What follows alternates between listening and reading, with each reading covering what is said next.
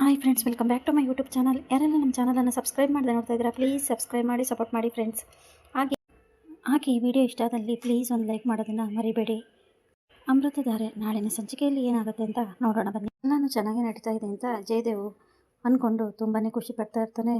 ಅಷ್ಟರಲ್ಲಿ ಇಲ್ಲಿ ಎಲ್ಲ ಉಲ್ಟಾಗಿ ಬ್ಯಾಂಕ್ ಮ್ಯಾನೇಜರು ಜಯದೇವ್ ಹುಡ್ಕೊಂಡು ಮನೆಗೆ ಬಂದಿರ್ತಾರೆ. ಏನ್ ಸರ್, ಬ್ಯಾಂಕಿಂದ ನನ್ನ ಹುಡ್ಕೊಂಡ್ ಬಂದ್ಬಿಟ್ಟಿದ್ದೀರಾ, ಏನ್ ವಿಷಯ ಅಂತ ಜಯದೇವ್ ಕೇಳಿದಾಗ ವಿಷಯ ಇರೋದಕ್ಕೆ ಬಂದಿರೋದು ಅಂತ ಬ್ಯಾಂಕ್ ಅವ್ರು ಹೇಳ್ತಾರೆ. ಇನ್ನು ನಮಗೇನಾದ್ರು ಸಾಲ ಕೊಡ್ತೀರಾ, ಆದ್ರೆ ನಮ್ಗೆ ಅದರ ಅವಶ್ಯಕತೆ ಇಲ್ಲ, ಹೀಗೆ ಬೇಜಾನ್ ಆಸ್ತಿ ಇದೆ, ಇಷ್ಟೊಂದು ಆಸ್ತಿನ ನಮ್ಮ ಹತ್ರ ಇಟ್ಕೊಂಡು ನಿಮ್ಮ ಹತ್ರ ಯಾಕೆ ನಾವು ಸಾಲ ಕೇಳಲಿ. ಜಯದೇವ್ ಹೇಳಿದಾಗ ಸಾಲ ತಗೊಂಡಿರೋದಕ್ಕೆ ಸರ್ ಬಂದಿರೋದು ಅಂತ ಬ್ಯಾಂಕ್ನವ್ರು ಹೇಳಿದ ತಕ್ಷಣನೇ ಜಯದೇವ್ಗೆ ತುಂಬಾನೇ ಶಾಕ್ ಆಗುತ್ತೆ. ಏನ್ ಮಾತಾಡ್ತಾ ಇದ್ದೀರಾ ನೀವು? ಜಯದೇವ್ ಕೇಳ್ತಾರೆ, ನೀವು ನಮ್ಮ ಬ್ಯಾಂಕ್ ಅಲ್ಲಿ 600 ಕೋಟಿ ಸಾಲ ಮಾಡಿದೀರಾ, ಅದಕ್ಕೋಸ್ಕರನೇ ನಾವು ಬಂದಿರೋದು, ತಗೊಳ್ಳಿ ಈ ಪೇಪರ್ನ, ಫೈಲ್ನೆಲ್ಲ ನೀವೇ ನೋಡಿ ಅಂತ ಕೊಟ್ಟಿದ ತಕ್ಷಣ ಜಯದೇವ್ಗೆ ಅದನ್ನೆಲ್ಲ ನೋಡಿ ಶಾಕ್ ಆಗುತ್ತೆ.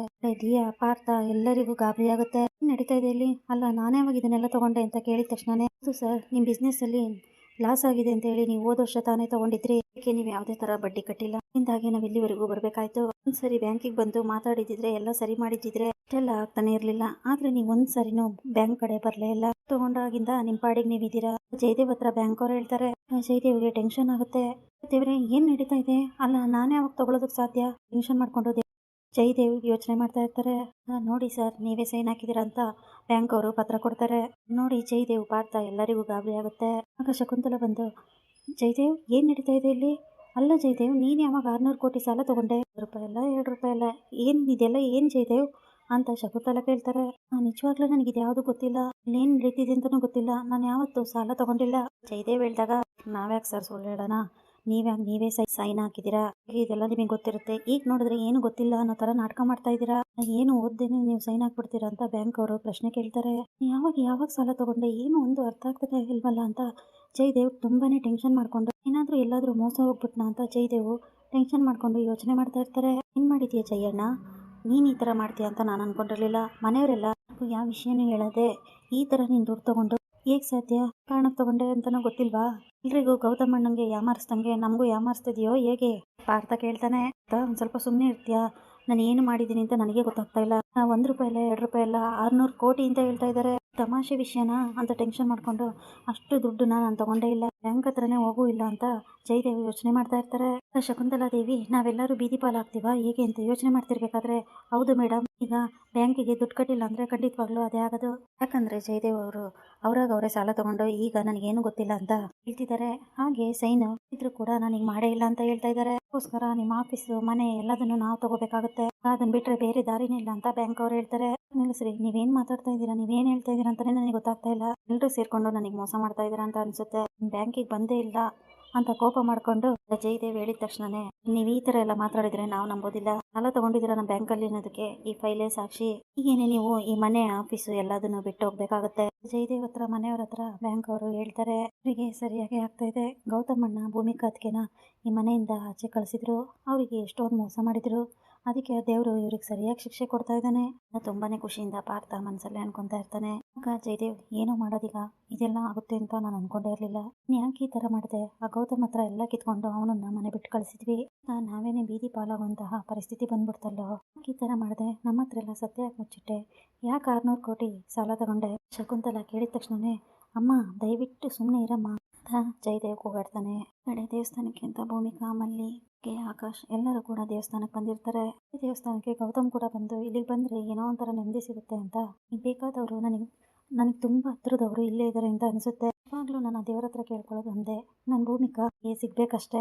ಗೌತಮ್ ಬೇಡ್ಕೊಂತಾ ಇರ್ತಾರೆ. ಜಾಗದಲ್ಲಿ ಭೂಮಿಕಾ ಮತ್ತೆ ಮಲ್ಲಿ ಕೂಡ ಇರ್ತಾರೆ. ಈ ಕಡೆ ಗೌತಮ್ ಆಕಾಶ್ನ ನೋಡಿದ ತಕ್ಷಣನೇ, ಅರೆ ನೀನ್ ಅವತ್ತು ನನ್ನನ್ನ ಡ್ರಾಪ್ ಮಾಡು ಅಂತ ಕೇಳಿದ್ದಲ್ಲ, ಆಗ ನೀನೇ ಅಲ್ವಾ ಅಂತ ಕೇಳಿದ ತಕ್ಷಣ, ನಾನೇನೆ, ನಿಮಗ್ ನೆನಪಿದಿನ ಇನ್ನು ಅಂತ ಆಕಾಶ್ ಹೇಳ್ತಾನೆ.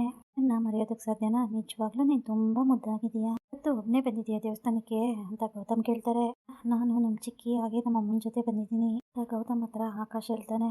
ನಿಮ್ಮಮ್ಮ ಮತ್ತೆ ಚಿಕ್ಕಿ ಯಾರು ಕಾಣಿಸ್ತಾ ಇಲ್ಲ, ನೀವು ಓಡಾಡ್ತಾ ಇದೆಯಲ್ಲ, ಈ ತರ ಒಬ್ಬೊಬ್ನೇ ಓಡಾಡಬಾರ್ದು ಅಂತ ಆಕಾಶ್ಗೆ ಹೇಳ್ದಾಗ, ಏನಿಲ್ಲ ಅವರು ಇಲ್ಲೇ ಎಲ್ಲೋ ಇದ್ದಾರೆ ಅಂತ ಅನ್ಸುತ್ತೆ, ಹಾಗೆ ದೇವಸ್ಥಾನ ಸುತ್ತಾಗ್ತಾ ಇದ್ದೆ, ನನಗಂತೂ ತುಂಬಾನೇ ಬೇಜಾರಾಗಿ ಹೋಗಿದೆ, ನಾನು ಎಲ್ಲಾದ್ರೂ ಆಚೆ ಕರ್ಕೊಂಡೋಗಿ ಅಂತ ಹೇಳಿದ್ರೆ ನಮ್ ಚಿಕ್ಕಿ ಮತ್ತೆ ನಮ್ಮಮ್ಮ ಕರ್ಕೊಂಡ್ ಬಂದಿದ್ದಾರೆ, ಇತ್ತೀಚೆಗೆ ತುಂಬಾ ಬೇಜಾರಾಗ್ತಾ ಇದೆ. ನಾನು ಎಲ್ಲರೂ ಸುತ್ತಾಡಬೇಕು, ಪಾರ್ಕಿಗೆ ಹೋಗಬೇಕು ಅಂತ ಆಕಾಶ್ ಹೇಳಿದ ತಕ್ಷಣನೇ ಕರ್ಕೊಂಡು ಹೋಗ್ಲಾ ಅಂತ ಗೌತಮ್ ಕೇಳ್ತಾರೆ. ನೀವೇನೋ ಕರ್ಕೊಂಡು ಹೋಗ್ತೀರಾ, ಆದರೆ ನಮ್ಮ ಚಿಕ್ಕಿ ನಮ್ಮಮ್ಮ ಒಪ್ಕೋಬೇಕಲ್ಲ. ಅಮ್ಮ ಅಂತೂ ನನ್ನನ್ನು ಒಬ್ಬೊಬ್ಬನೇ ಎಲ್ಲೂ ಕಳಿಸೋದೇ ಇಲ್ಲ ಗೊತ್ತಾ. ಇನ್ನು ನೀವು ಯಾರು ಅಂತಾನೆ ಗೊತ್ತಿಲ್ಲ, ಹೇಗೆ ಕಳಿಸ್ತಾರೆ ಅಂತ ಆಕಾಶ್ ಕೇಳ್ತಾನೆ. ಆಯ್ತು, ನಾನು ಆಮೇಲೆ ಬರ್ತೀನಿ, ನಮ್ಮಮ್ಮ ಹುಡುಕ್ತಾ ಇರ್ತಾರೆ ಹೇಳಿ ಅಲ್ಲಿಂದ ಹೊರಟೋಗ್ತಾನೆ. ಅವು ಎಷ್ಟು ಮುದ್ದಾಗಿ ಮಾತಾಡ್ತಾನೆ. ಅವನ ಜೊತೆ ಮಾತಾಡ್ತಾ ಇದ್ರೆ ನಂಗೆ ಏನೋ ಒಂಥರ ಸಮಾಧಾನ, ಏನು ನೆಮ್ಮದಿ ಅನಿಸುತ್ತೆ ಅಂತ ಗೌತಮ್ ಅನ್ಕೊಂತಾರೆ. ಆಕಾಶೇ ಅವ್ರ ಮಗ ಅಂತ ಗೌತಮ್ಗೆ ಗೊತ್ತಾಗೋದೇ ಇಲ್ಲ. ಆಕಾಶ್ ಬಂದಿದ ತಕ್ಷಣನೇ ಇಷ್ಟೊತ್ತು ಎಲ್ಲೋಗಿದ್ದೆ, ಅಲ್ಲಿ ಯಾರ ಜೊತೆನೇ ಮಾತಾಡ್ತಿದ್ದಲ್ಲ, ಯಾರವರು, ಈ ಊರಲ್ಲಿ ಯಾರಂತವ್ರ ಪರಿಚಯ ಅಂತ ಮಲ್ಲಿ ಕೇಳ್ತಾಳೆ. ನನಗೆ ಗೊತ್ತಿರೋರು ತುಂಬ ಒಳ್ಳೆಯವರು, ಹಾಗೆ ನನ್ನ ಫ್ರೆಂಡ್ ಕೂಡ ಅಂತ ಆಕಾಶ್ ಹೇಳ್ತಾನೆ. ಹೌದಾ, ಯಾರವರು, ಅವ್ರು ಯಾರೋ ತುಂಬ ದೊಡ್ಡವರು ಅಂತ ಅನಿಸ್ತಾ ಇದ್ರಲ್ಲ ಮಲ್ಲಿ ಕೇಳ್ತಾಳೆ. ಮತ್ತು ನನ್ನ ಸ್ಕೂಲಿಗೆ ಟೈಮ್ ಆಗಿತ್ತು ಅಂತ ಹೇಳಿದಾಗ ಅವರೇ ನನ್ನನ್ನು ಡ್ರಾಪ್ ಮಾಡಿದ್ರು ಅಲ್ಲಿ ಅಂತ ಆಕಾಶ್ ಹೇಳ್ತಾನೆ. ಹಾಗಾದ್ರೆ ಅವ್ರು ಯಾರು ತೋರಿಸು, ನಾನು ನೋಡ್ತೀನಿ ಅಂತ ಮಲ್ಲಿ ಹೇಳ್ತಾಳೆ. ನೋಡಿ, ಅಲ್ಲಿ ಗ್ರೀನ್ ಕಲರ್ ಶರ್ಟ್ ಹಾಕೊಂಡು ನಿಂತಿದ್ದಾರಲ್ಲ ಅವರೇ ಅಂತ ಆಕಾಶ್ ತೋರಿಸ್ತಾನೆ. ಗೌತಮ್ನ ನೋಡಿದ ತಕ್ಷಣವೇ ಶಾಕ್ ಆಗುತ್ತೆ ಮಲ್ಲಿಗೆ. ಗೌತಮ್ ಬಾವ ಅವರು ಇಲ್ಲಿದ್ದಾರ, ಇದೇನಿದು, ನನಗಂತೂ ನಂಬಕ್ಕೆ ಆಗ್ತಾ ಇಲ್ಲ.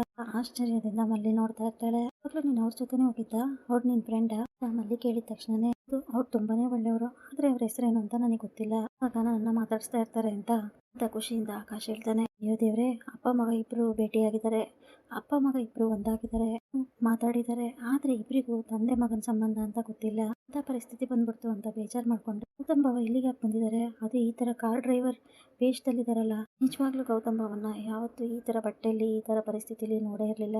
ಏನಾಗಿದೆ ಅಂತ ಟೆನ್ಷನ್ ಮಾಡ್ಕೊಂಡು ಮಲ್ಲಿ ಯೋಚನೆ ಮಾಡ್ತಾ ಇರ್ತಾಳೆ. ಭೂಮಿ ಕಾಕ ಬೇರೆ ಇಲ್ಲೇ ಇದ್ದಾರೆ, ಅಕಸ್ಮಾತ್ ಏನಾದ್ರು ಗೌತಮ್ ಬಾವನ್ನ ನೋಡ್ಬಿಟ್ರೆ ಗೊತ್ತೋ ಏನೋ, ಆಮೇಲೆ ಮುಂದೆ ಏನಾದರೂ ಶಕುಂತಲಾ ಅತ್ತೆಗೆ ವಿಷಯ ಗೊತ್ತಾದರೆ ಅದರಿಂದಾಗಿ ನಮಗೆ ಆಕಾಶ್ಗೆ ಮನೆಯವರಿಗೆ ಏನಾದರೂ ತೊಂದರೆ ಆಗ್ಬೋದು ಅಂತ ಟೆನ್ಷನ್ ಮಾಡಿಕೊಂಡು ಮಲ್ಲಿ ಯೋಚನೆ ಮಾಡ್ತಾ, ಅಕ್ಕ ಟೈಮ್ ಆಗ್ತಿದೆ ಇಂದ ಹೋಗೋಣ ಬನ್ನಿ ಅಂತ ಮಲ್ಲಿ ಹೇಳ್ತಾಳೆ.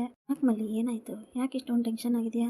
ಭೂಮಿಕಾ ಹೇಳ್ತಾರೆ, ಏನಿಲ್ಲಕ್ಕ, ನಾನು ಒಂದು ಸ್ವಲ್ಪ ಓದ್ಕೋಬೇಕು, ಅದಕ್ಕೆ ಈಗ ದೇವಸ್ಥಾನಕ್ಕೆ ಬಂದು ದರ್ಶನ ಮಾಡಾಯ್ತಲ್ಲ, ನೀ ಅಕ್ಕ ಹೋಗೋಣ ಅಂತ ಮಲ್ಲಿ ಹೇಳ್ತಾಳೆ. ಯಾಕೆ ಈ ಥರ ಆಡ್ತಾ ಇದ್ದಾಳೆ ಮಲ್ಲಿ, ಏನಾಯ್ತು ಇದಕ್ಕಿದ್ದಂಗೆ ಮಲ್ಲಿಗೆ ಅಂತ ಯೋಚನೆ ಮಾಡ್ತಾ ಇರ್ತಾಳೆ ಭೂಮಿಕಾ.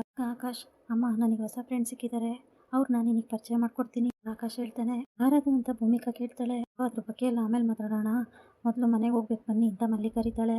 ಮಲ್ಲಿ ಹೇಳಿ ವಾಪಸ್ ಭೂಮಿಕಾ ಮತ್ತೆ ಆಕಾಶ್ನ ಮನೆಗೆ ಕರ್ಕೊಂಡು ಹೋಗ್ತಾ ಇರ್ತಾಳೆ. ಇಲ್ಲಿ ಸಂಚಿಕೆ ಮುಕ್ತಾಯವಾಗುತ್ತದೆ. Thanks for watching.